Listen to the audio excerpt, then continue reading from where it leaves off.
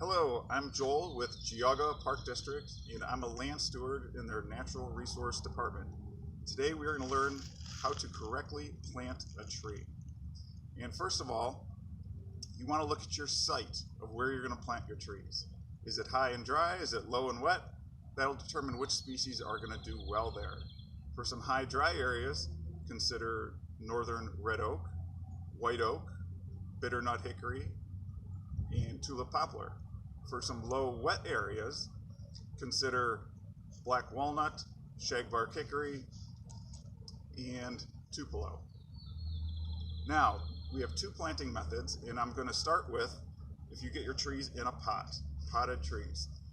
First of all, what you want to do is you figured out your planting location, and you're going to dig a hole that's going to be 3 to 4 times the volume that the tree is in, the pot that the tree comes in. And once you have your hole dug, you want to remove your tree from the pot. Sometimes you gotta tap the sides a little bit, remove that. And we're gonna take that tree, put it down in the ground.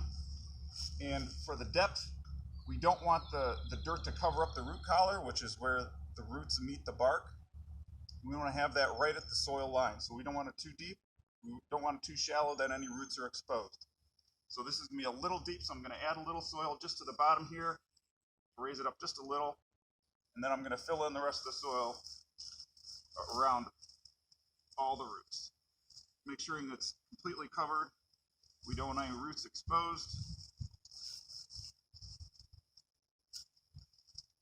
And you should be good.